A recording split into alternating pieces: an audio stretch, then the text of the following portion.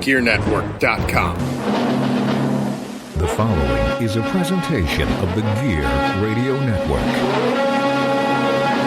I'm Cody Love. I'm TC Cooper. And together, we are The Process. And you're listening to Robbie Vegas' podcast.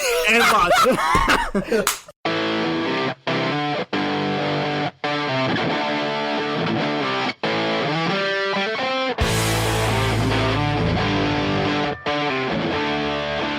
What's up, rockers, and welcome back to the All Bets Are Off podcast. This is your host, the rock star Robbie Vegas, and today I'm bringing you the second half of Defiance, as you just heard Cayden last week. So we got Maximo here today. What's going on, brother? What is happening? Dude, I feel like I haven't seen you in like 20 years. I don't know what's going on here. I know exactly like how you feel and exactly what you mean. So I know, trust me, it feels like forever. Well, before I start asking you questions, how are you? If you think about it, it's gonna be. I'm okay. I'm as good as I'm gonna be. You know, there's better days. I can't wait to get to those better days. You and me both, man. You and me both. So I'm just gonna jump right in. I want to talk to you about your entire career. So if you could start by just telling me what introduced you to pro wrestling to begin with. Okay, so I'm an old head. I started watching wrestling. One of my uncles put me onto wrestling. I was a year old. Him and my aunt used to babysit mom and dad work. And he was watching old wrestling tapes. And like, he looked at my aunt. He's like, this will keep him entertained. And he put me right in front of the TV. And I got hooked. And to this day, my father hates that. So this is all your uncle's fault. Yes. And then, you know, it went from me to my brothers, and then me and my brothers would drive my father up the wall because we just wanted to watch wrestling as much as we could. So are you the only one who actually got into wrestling, or did your brother wrestle too? I had one of my brothers try wrestling for a while. So, okay, man. This is a long story, and it goes full circle. Let's keep asking questions, and I'll get to that story, because it's a real long one, and I'd much rather you ask me the questions so like that we're not jumping around. Okay, that works. Then my next question is going to be, what year did you start training, and where did you start training? I started training in 2004. 17 years ago. So, 2004. I was a senior in high school. So in order for me to graduate from the school that I went to, we didn't take tests.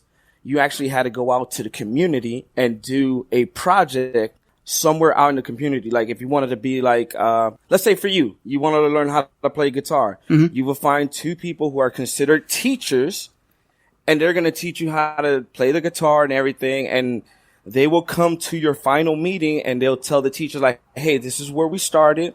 And now he's going to show you where he ended up and where he excelled, where he had trouble. And then at the end, they will determine if you graduated or not. Oh, wow. Yeah. Your peers were the one to tell if you're going to graduate or not. So for me, one of my teachers came up to me and he goes, hey, man, you talk about wrestling, you watch wrestling, you know, when nobody's looking, you guys are messing around with wrestling, you know, in a school.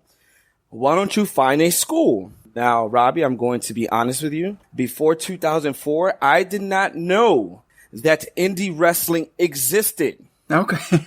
All I knew that existed was stuff in Japan, Mexico, WWE, ECW, WCW. That's all I know. So to me, I'm like, I am not going to get to go to school because I just don't have the money for it.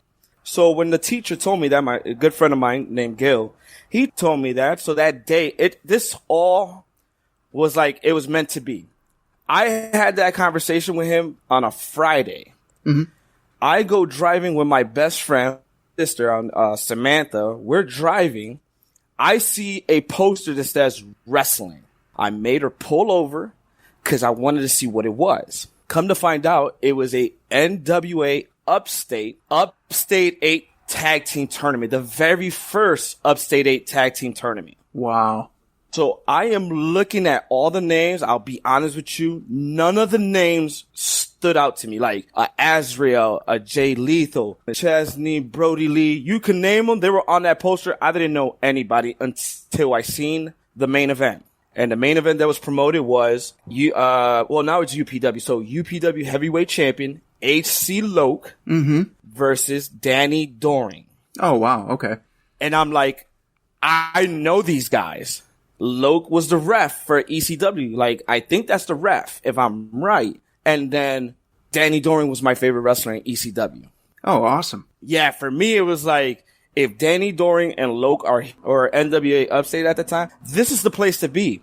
The show was the following day. So I went and I paid for the ticket for both shows. Brother, by the third match, I'm like, all right, I'm hooked. Who do I need to talk to? Funny thing is, I'm like, I can't see nobody, and like really nobody's talking because everybody's just going through the show, whatever. So there was it was 2 shows in one day. So it was an afternoon show and then the night show. When I came back to the night show during if I'm right, it was Matrix and McChesney versus the Outcast Killer. The ring breaks.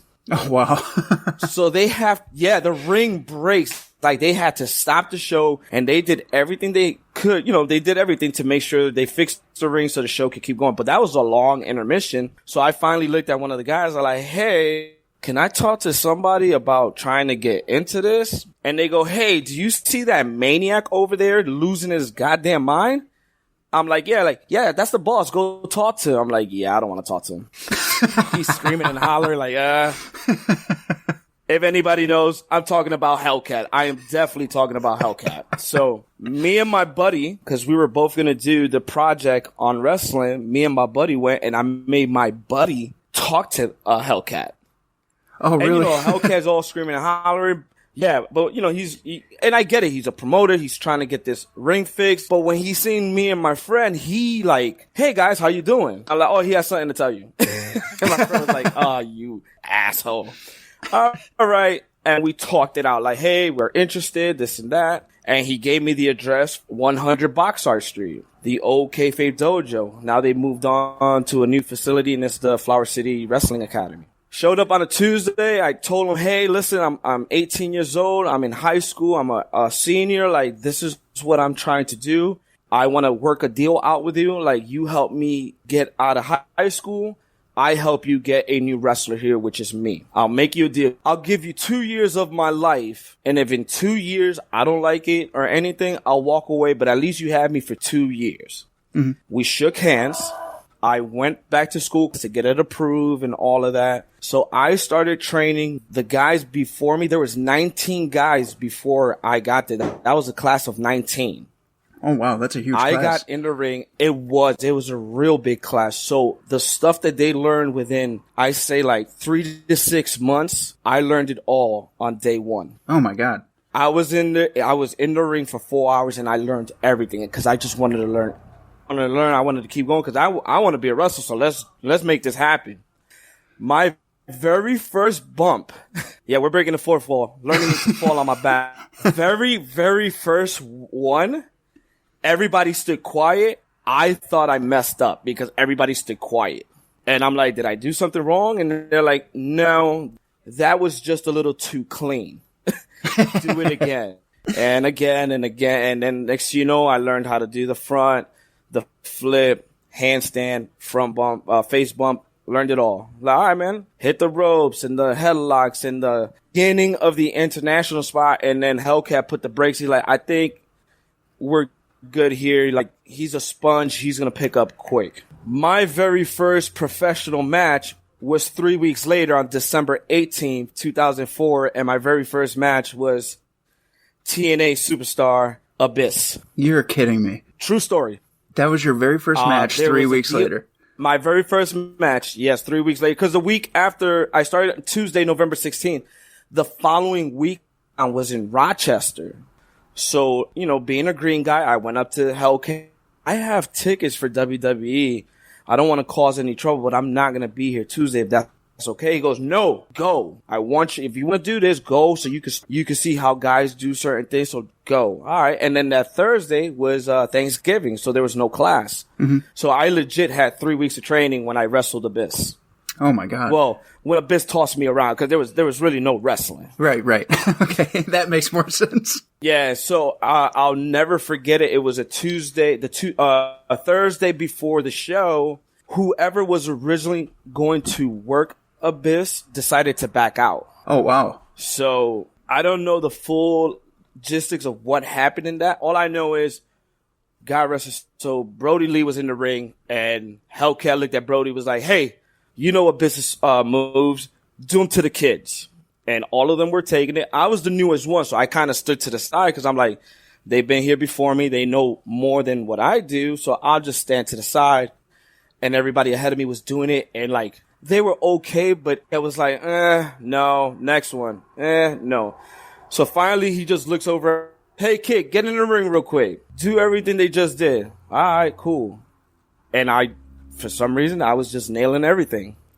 Damn. I took about 15 black hole slams that day because they just wanted to see if it was just, he's just lucky. By the 10th one, Hellcat was like, now it was a rib on me. Like, all right. And then at the end of the night, because nothing was said to me. Nothing was said to us. All they said was get in the ring with Brodie and just do whatever Brodie tells us to do. And at the end of training that night, Hellcat came up to me and he was like, hey, kid, you got 2 days to come up with music, wrestling gear, and a wrestling name. You're wrestling Saturday.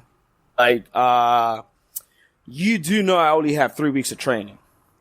Jeez. He looked at me and was like, yeah. At me, he goes, no, you're a sponge. I have a good feeling about you. It's just this show.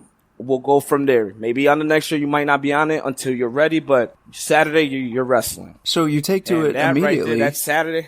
And oh yeah. And then do you actually like fall in love with it even more, or are you still kind of like, I don't know if I'm going to do this, or what was going through your head? So that very first night of training, as soon as I took my first bump, I was hooked. To the point that at the end of the night, Hellcat asked me if I was training somewhere. Oh, wow. So fast. He's like, hey, listen, if you've been to another school, you can tell me there's nothing wrong with it. They're like, sir, today's my first time I ever been in a professional wrestling ring. I'm like, are you serious? Like, yeah, I'm serious. He's like, dude, like, you keep going the way you're going, man. You're going to pick it up real fast. I'm like, all right. By the way, remember that deal that I made with you? That, if you get me out of high school, I'll give you 2 years of my life. Like, yeah, forget that deal. He's like, really? Like, yeah, forget it. I'm in here for life. There's only 3 ways I'm walking out the door. 1, on my own. 2, God forbid, if I get hurt and I can't do it anymore. Or 3, because Hellcat's the boss and he was breaking me in. I told him, unless you fuck me over. You fuck me over, I'm out of here. Damn. That was a handshake 17 years ago. And you're still there. 17 years ago. And I'm still there. I still haven't learned how to walk away from it. I mean, I can understand that, though. I really can. Right then and there, like, I started asking questions. I'm like, so, like, are we on the pool of WWE? Which we are. It's just different contracts in different ways, different stages and all that. All right, cool. And, Hellcat was like, oh, we're considered indies. I'm like, what is that? So him and Jimmy Olsen, those guys kind of broke it down to me.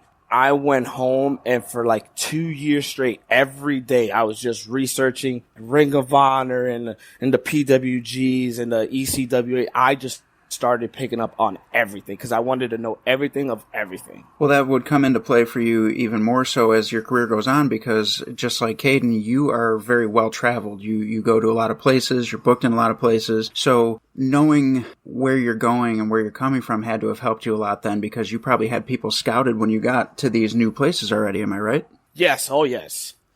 And I'm traveling a whole lot more because of Cayden. Oh, really? Okay. I didn't know that part. So how does that work out? And actually, before you even tell me how it works, tell me how you guys met. So, quick tidbit. My brother was doing the same thing as me for high school to get out of school. Oh, okay. He started training. His final presentation was a wrestling match. So he did the wrestling match with me. And after we were done wrestling, he looked at me. He's like, I do this every weekend. He said he can't do this every weekend? No, because I didn't take it easy with him. Oh. I'm like, you want to be a wrestler? This is what wrestlers do. There's a crowd. Okay, there's, his committee was like 7 people, but, there's students there. Mike is there and everybody. So I'm like, this is a crowd. This is what you have to do. This is how we're going to do it. There's no, I'm going to take it easy on you. And if you mess up, we're going to stop and start from beginning. No. It's a live show. The camera's on. It's time to go. And I went with him 20 minutes. And when we got done, he's like, nope, I respect it. Thank you guys for everything. This is not for me. Wow. Okay.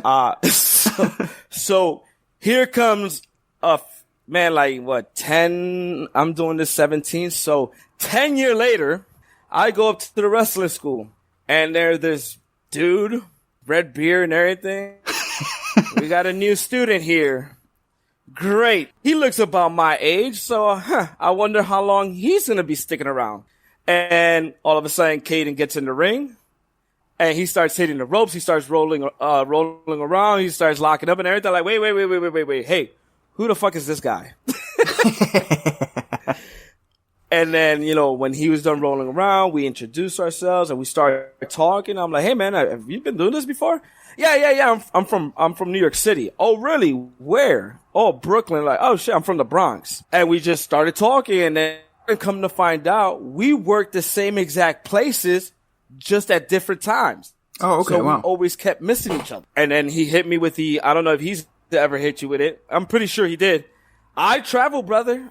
I might be able to get you booked if you want to jump in my car. Yep. Yeah, sure. Why not, man? Even though at that time I was on my way out. What do you mean? Like I got tired of wrestling. Oh, okay. I didn't know that. Yeah, and it wasn't not so much what we do in the ring. It's more of the outside thing, dealing with promoters and trying to get booked and them trying to bury you. And then since I couldn't get booked so much outside because everybody at that time was taking less money, so they were always trying to undercut the next person. So they were always undercutting me, so I couldn't get booked. So I was like, you know what? I'm just tired of this. Mm-hmm. And I took it out on everybody. Came to Upstate, and I felt like I wasn't being utilized the right way, which I was. I just couldn't see the big picture. And I looked at Hulk, and I'm like, I'm done. He's like, well, wow. I'm done. It was December, and I'm like, I'm done. He's like, thank you for everything. I'm out of here.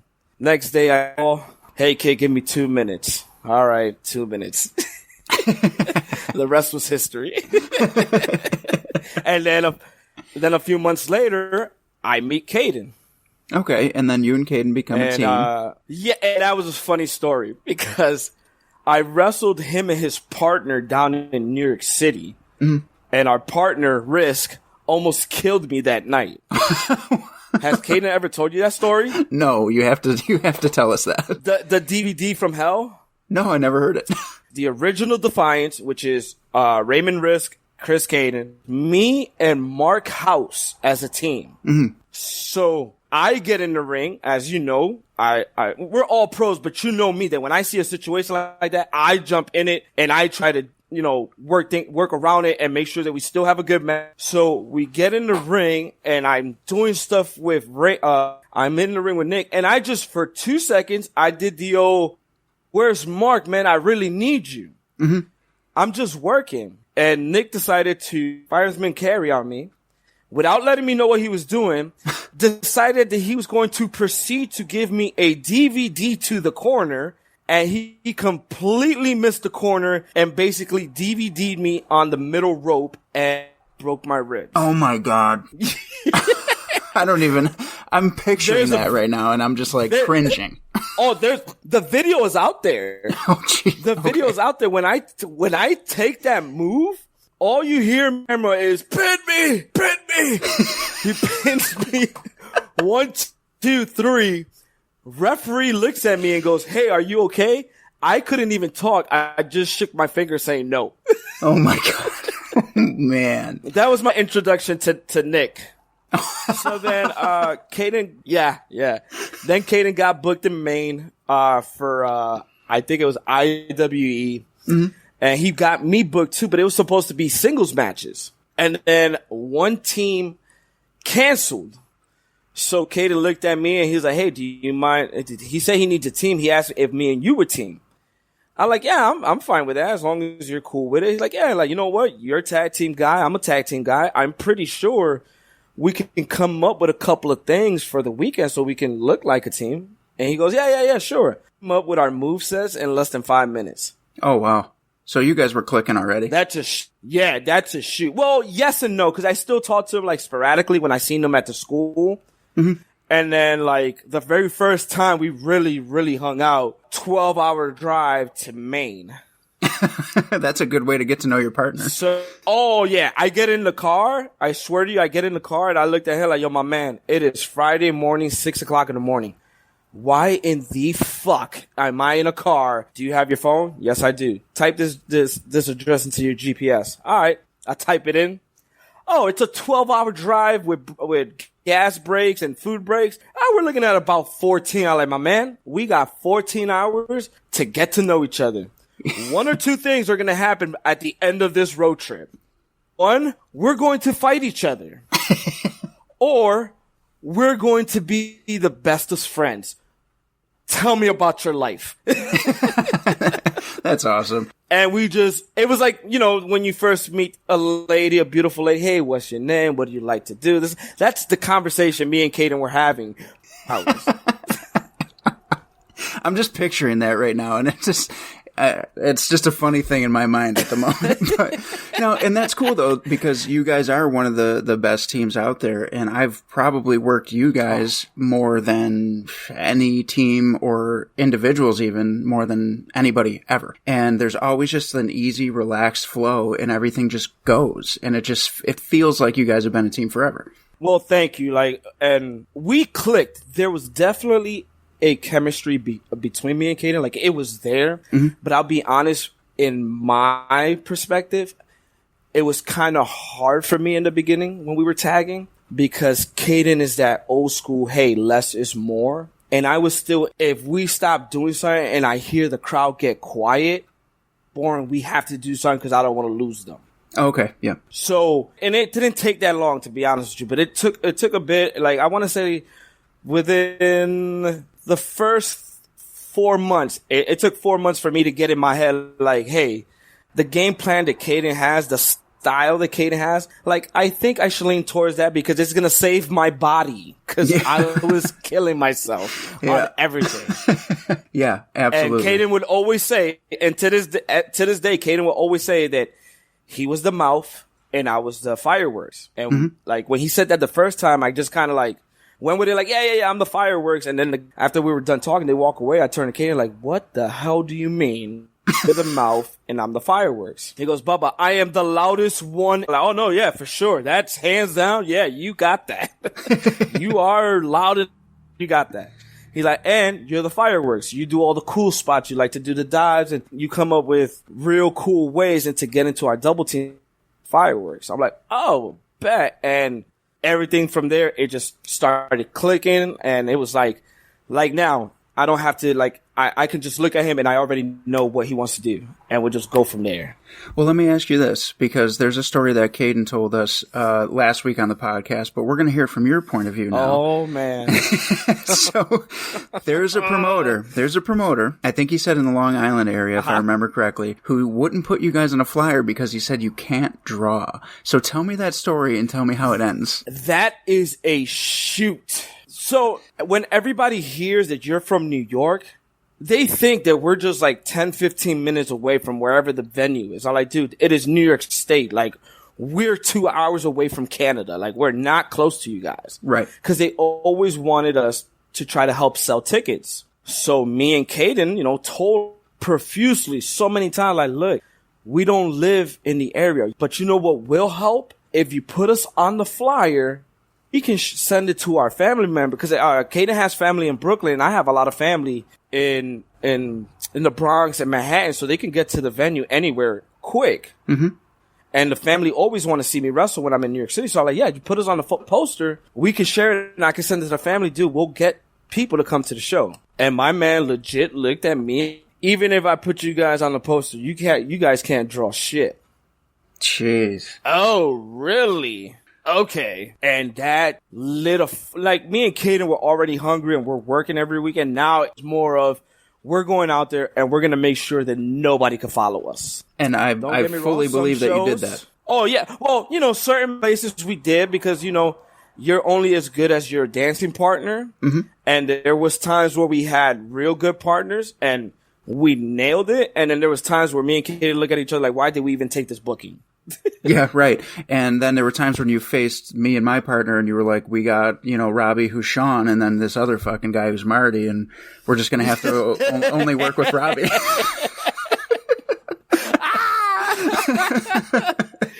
I love him, but yeah, he is a dog. He's a dumb dog once in a while, but yeah. But we always try to, but all jokes aside, we knew his strength, so you knew we played to that. And whatever was his weakness, we hit it. Like, nope, we're not doing that because we know that's not his strong point. Yeah, absolutely. And that's why I think you guys are going to be, one of those teams that even when you're done teaming, people look back on and go, that was the team because of things like that. Because no matter who you're in there with, it was exciting and you can make it different and you can make it entertaining. And that's something that a lot of teams that I've seen don't have. And even sometimes in the bigger companies, WWE and AEW, you don't see teams that have that, but you and Cayden do. And it came natural. Because me and Cayden, when we became Defiance, it was only to do it for a couple of months. We weren't looking long term. We were going to do it if they asked for a team. Okay. We were only going to do single stuff. But if they asked for a team, since me and him are traveling together, okay, we'll be a team. But then wrestling and, we clicked and we're always hanging out and we're at each other's houses and all of that. He looked at me, he was like, so do you want to do a tag run? Like, dude, I'm having too much fun with you. Let's do a tag run. But if it gets to the point where you want to have your singles run, tell me. Because I know at one point in my life or in my career, I wanted a singles run. So I know how that felt. So if you want to do that singles run, just let me know. But I beg him not to get a singles run because I love doing the tag team. It's a whole lot easier. Yeah. If I get blown up, Cayden, get in the ring. Yeah, that's it. Or if somebody like me boots you in the ribs and you can't breathe. Oh, you son of a bitch. How dare you? Like, I didn't even hit him. It was just oh my God, my ribs. I am so sorry, brother. Like, oh, I know. You need to breathe? Yes, I do. I need to breathe. I grabbed you by the hair and I said, you okay? And you were like, 1 second. Yep. 1 second. Well, let's stay on this for a second then while we're still talking about all these tag team matches. Who are some of your favorite opponents over the years? Let's see. Man, we wrestled. The one thing I can say is I'm blessed that we got to work a lot of tag matches with a lot of guys. Mm-hmm. Even some of the matches that were bad, because it helped me and Cayden so like that. We knew how to avoid situations like that. And if something does go haywire, how we could switch it around. We like working with you guys, giving Chris shit. Of course. We liked one of the teams that we really clicked and was Hellcat and Matic. Like, we got booked everywhere. And I hated it because everywhere we went, we're stuck with them. But I loved it because it did help us get booked elsewhere and it got more eyes on us. So I'm very grateful to wrestle them. You guys, the McLeods, because me and the McLeods have such a long history. So I got to wrestle the McLeods with 4 different tag partners, which were all my partners. Yeah. There's a team called the Kentucky Bred. They're out of New Jersey. Mm-hmm. Never met these guys a day in our lives. We wrestle, we meet them for the first time. And I'll be honest with you, at that time, I was in my singles run at UPW where I was chasing for the heavyweight belt. Yeah. I want to say I'm 2 months away from winning the belt. So Cayden get us booked at UWA Elite in Jersey and we're wrestling the Kentucky Bred. I'm like, who the fuck are these guys? And the gimmick is they're from Kentucky and they're rednecks. Oh, okay. So I'm like, I don't want to do anything crazy. I already judged the book by its cover. I'm like, nope, we ain't doing nothing. We're going to keep it simple. We ain't doing nothing with these guys. Met these guys. These guys were the nicest guy in the world. Apparently, when they told them that we were coming, they had studied us. They watched all our matches and everything because they wanted to make sure that we had a real good debut. And they wanted to make sure that we had an awesome match, which we had a banger to the point that when we got to the back, the promoter was like, that's it. There it is. I'm like, what? Like, you guys are in an angle for the next 4 months. So we worked these guys for 4 or 5 months back to back. And every match, it was just keep getting better and better. And it was so much fun. We had a street fight where one of the guys pulled out the bag. He goes, oh, it's time for us to have fun with. I'm thinking it's thumbtacks. Right. I'm like, that ain't happening. And then next you know, he's like, no, brother, it's not thumbtacks. It's Legos. Oh, that might be worse. That's exactly what I told him. I'm like, that's worse. I'd much rather take the thumbtacks now. I don't want to take this. Oh, no. Don't worry, guys. You're not taking it. We're going to take it. Dumbass is like, yeah, you're right. No, first of all, we did tell him, like, look, we like you guys. No need to do anything extreme with these Legos. We're like, it's not needed. They were adamant that they wanted to use the Legos, and it's for them. They want to take moves on the Legos. So we gave in, like, okay, we will. Then when you give a move, you're actually taking the move with them. Right. So I sunset flip power bomb a dude from the top rope onto the Legos, and I had a Lego that went right up my ass. Legit. Cayden goes and does a leg drop. Same thing happened to him. So yeah, we were hurting. Yeah, and I can as soon imagine. as we got to the back, we all looked at each other. We're fucking stupid for using the damn Legos. Yeah, 100%. I wasn't even there, and I'll tell you that. Yeah. Cayden can tell you I was so adamant, like, dude, we like you guys. Why? Have to use these Legos, please, for the love of God. We don't have to. No. Yeah. Come on, dude. It's the blow off and this and this. I'm like, you know what? Fine. Let's do it. We get to the back. You guys should have listened to me because I got a Lego up my ass right now. It's still there to this day. Yeah. So here's one for you. This is a match that we were in together, and I'll start it off and you can take over. But this match was a disaster. It was a disaster from the start. So, of course, it was you and Cayden, and it was me, and his name was Will the Thrill. I think he was from Detroit. And then we had Lewis and JC Perez. It was a triple threat tag. Oh, yeah. You already know where I'm going with this. So Will jumps up on the second rope and he throws a disaster kick. Boom. Shatters Lewis's cheekbone, knocks him unconscious. Dude starts running on autopilot and there's blood everywhere. I look across the ring to you and you just mouth the words to me, "What the fuck is going on?" And I look down and I look up at you and I said, "We gotta fix this. He's fucked." And I'll let you take it from there. I felt bad for the kid because he got his nose broken like bad. Yep. And this is going to sound terrible. I was more upset because me and Cayden just got brand new trunks. Matter of fact, Cayden got me the trunks because I always told him, like, oh, you know what I want to do? Like, I want to slim down and my goal is I want to wrestle in trunks. So Cayden surprised me with a pair of trunks. And the first time I decide to wear the trunks, this happens. Yep, I remember that. And then homeboy get his nose busted. I look at the fuck's going on. We need to fix this. I come in, homeboy does, I think, JC did a sharpshooter right in front of me. I think that's what it was. Yep, that's what it was.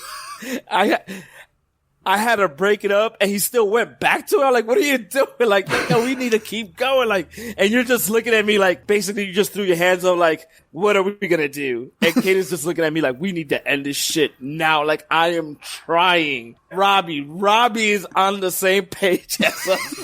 We need to end this like now. And then like I thank you because you gave me a move, but you made sure there was no blood around us. Yes, I did. It's something else. The first thing, like, hey man, is he okay? Cause I know his nose is broken. Yeah, hospital and everything. The question right afterwards, hey Cayden, do I got blood in my trunks? Yes. You piece of shit.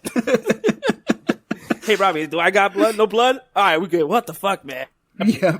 That disaster kick. That's what happened. Yep. 100% caught him right in the face hard, and he just went down, and that was it. The rest of the match was a disaster. There was a schmoz finish, and Cayden dislocated his shoulder. Yes!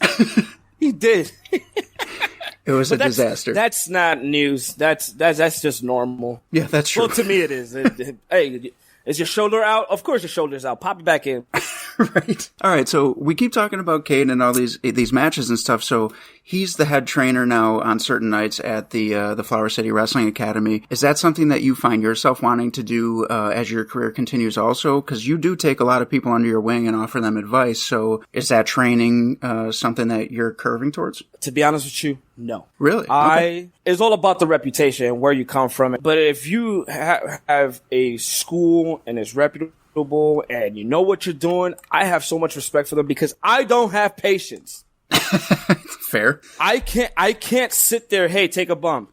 Hey, well, this is how you do the bump. But no, because there's a lot of kids, a lot of new guys, when they first start, and I get it, they're asking a million questions. I can't explain to you how many, different ways to take a bump. Just take a fucking bump, land on your back, high on your shoulders, thrust your hips and everything. And I don't have the patience for it. I can be a coach where they already have the fundamentals down and everything, and they just need a little bit of more polishing because by then they already know how to bump and how to tie up, and they kind of know the psychology of how to do a match and all of that. I can help guys. Like, I've done it with you. Like, hey, man, if you're trying to do this, maybe you should do it this way. And if you ask me, hey, I did this, how did it look? Oh, it looked awesome. Keep it. Or, maybe if you went way with it, maybe. Or if it's bad, brother, it's bad. Don't do it.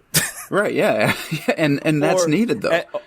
Or as Cayden would tell everybody, Maximo's move. Wait till you come over. Hey, man, what are you doing my move for? Yeah, that's true. So I can be a coach. Yeah, I mean that's fair though. It's not for everybody, but the coaches are just as important too because it's good for the locker room in general. Somebody's always watching the matches and like, hey man, I checked out your match. Tweak this, change this, take that out. That's just as important. No, absolutely. I just got thrown off by somebody telling me, hey, the dinner. What do you want for dinner? That's fine. I'm going to leave it in. It just threw me off for a second.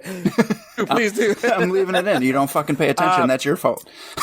That's right. Yeah, right. No, but you're right. Coaches are very important, but I just can't. I don't have the patience, and I feel like that's not right to the guys who are trying to learn and are trying to break in and get the fundamentals down and everything. That's not right to them for me to take it out. Everybody learns differently. Mm-hmm. Sometimes I forget that, hey, not everybody learns the way I did, but I love helping everybody out. Sometimes I tell Cayden, like, I can come up with ideas for everybody else, but when it comes to me, I'm fucking stupid as fuck and I can't think of shit for me. But you know what? That does happen because I've run into that too where I see other people's gimmicks and I'm like, this would be cool, this would be cool, this would be cool. And then when I sit down to do something new for myself, I'm like, I got nothing. Got nothing.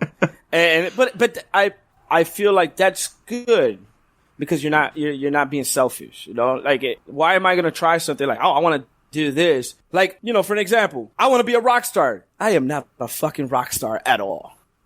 Why, if I know you could do the gimmick, which you actually is just you with the volume all the way up. Mm-hmm. But why am I going to no, Robbie, you're not going to do that. You're going to be the Rican sensation. I'm going to be a rock star.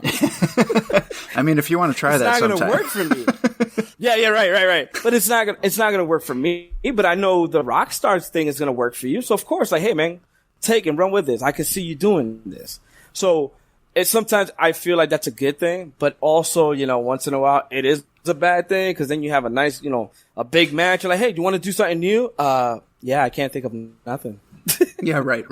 Exactly. I'm in the same boat. Because it keeps everybody bonded together because somebody else might have a good idea for you. Just like you might have a good idea for someone else. So it's like it keeps on giving because this is wrestling. That's all it's all about. It's all of us working together and helping each other out so we can all be better at what we do. Yeah, absolutely. And 45 minutes now, so I don't want to keep you too much longer, but I have a couple more things. And the first one I want to ask you about go ahead, man. Is probably personal, but I want you to, if you have a good Brodie Lee story, if you could share it with everybody. Oh, big Brodie, man. This, I was telling you last time, I couldn't send you a story. I want to send a story that somebody else had already told you. Mm-hmm. I was much rather just hear the podcast and I heard it and everything. It was awesome to hear those stories. Brodie was very influential in my career. Brodie was one of the very first ones to open up to me and give me a chance in the ring. Oh, wow. He made me work for it, but he did. Like I said, the Abyss stuff, so I can get that spot with Abyss at the show. And he was very big on, that's where I learned it from. He was very big on helping everybody. Brodie Lee was the most unselfish person you would ever meet. And that seems to be such a common thing from everybody who's talked about him, and I love hearing that. That's so cool that it was just like that across the board. All across the board. Like, he just wanted everybody to be good. If he got in the ring with you and he knew that you needed more training, he would not pull punches and go, "Oh no, brother, you good. Don't worry, you're going to get that." No, you need to go back to school. You need some more training, man. Fuck, man, you made me look bad. And if I look bad, that means you look bad too. Go back, get more training. He did that to a lot of guys. Yeah. And to certain people, oh, well, he's an asshole. Why is he an asshole? He wants you to be good. Yeah, right. But then there's guys like us that anything that he gave us, yep, worked on it. Mm-hmm. Like, he would tell me, like, one day you want to be a high flyer, the next day you want to be a technical wrestler, the next day you do, strong style. Like, dude, just pick one. You're going to have a lot of matches. You know that for different matches call for different things. Like, just for now, just work on keeping one down, getting and learning the psychology and when to do it and when not to do it. You'll be fine. I couldn't get that through my head. And then eventually we worked Brodie, which I guess this is a good story. Brodie and Cloudy was the measuring stick at Upstate when me and Coconut Jones were working our way up to becoming the tag team champions. Oh, okay, cool. If you can hang with Brodie and Cloudy, you're good to go. You can work with anybody because they were a hybrid of everything. Because Brodie at 6'7", that some bitch moved like a cruiserweight. He'll give Coconut Jones hurricanranas and standing drop kicks, and he can move like a cruiserweight. So to us, it was like, that's the measuring stick. That's who we need to be. Make sure that we can go out there at any time, at any point, no matter what circumstance it is, and we can have a banger with them. So the show before we went into the payoff show where we won the belt, Brodie requested for us to wrestle him. And as you know, we don't plan stuff in advance. It's just a couple ideas here and there the day of the show, maybe a couple of minutes before your match, and it's like, hey, I might do this. You go out and just do your thing. Brodie called us on a Thursday. He's like, hey, the show Saturday, I need you guys at the school Thursday. Okay. He's like, bring your workout gear. We're going to work out. All right, cool. We show up. He sat down like, what do you guys want to do Saturday? I'm like, what? I'm like, we're 2 days away. He's like, no, I don't want to hear that. What do you guys want to do? And, Brodie and Cloudy has been doing this longer than me and Coco. I said, whatever you guys want to do. And I'll never forget it. He slammed his hand on the wrestling mat. He goes, motherfucker, this is your fucking night. You're trying to prove to the promoter that you guys are the new tag team to be the new it tag team. You're the new babyface fucking tag team. Like, show the fucking promoter. I asked you what you guys want to do and you're giving me whatever you guys want to do. Fuck that. Wow. Like, fuck that. Give me what you want to do. Like, give me fuck. And he is hot. Like, he is really hot. And I'm like, oh. I went, all right. And I seen that and it fired me up. I'm like, fucking motherfucker. This is what you want to know what we want to do? And next, we called the match that we had Saturday. That's an awesome story. That following Saturday, we had that match. But he just was so fired up. He's like, show the promoter that you guys can get over. Like, motherfucker, don't give me that. Whatever we want to do, fuck that. Show him you guys are the team. All right. And we did. And I blew him up. That's even better. That's a great ending. And he never got blown up. But for some reason, I don't know what happened. That night he got blown. And he gave the thumbs up for us. That's excellent. That meant so much for us. I mean, don't get me wrong. When you wrestled Brodie Lee, you felt it for weeks. And I'm going inside of a cage with a madman at 6'7", 280. Oh, we have a long night ahead of us. And as soon as the music hit and he started laying it in there and at the cage match, I'll never forget the words. He's like, all right, baby, give it back. Oh, and you know, Robbie, what that meant. Yes, I do. We gave it back. We gave it back. And he was so proud of us for what we did. Cause he's like, this is what I wanted for you guys. Now it's time for you. You guys stepped up. Now keep stepping up. Help everybody around you. Cause if you help everybody around you, the more you make them look good, they're going to make you look even better. It's like we all work together.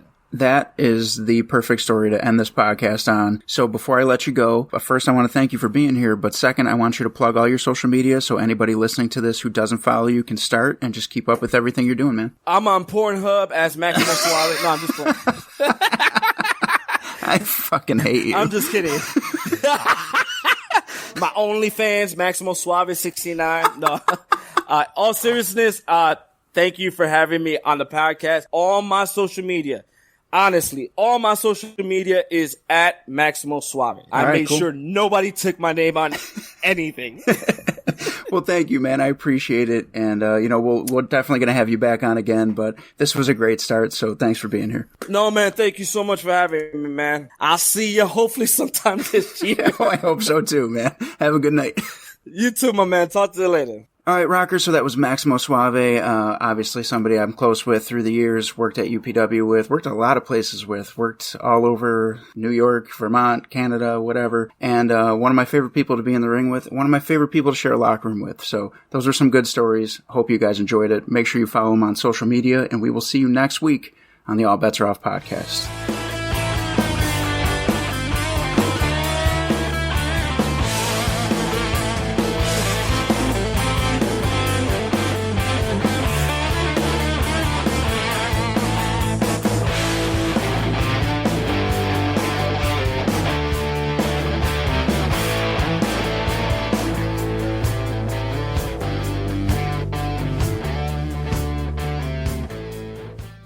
The preceding presentation has been brought to you by the Gear Network.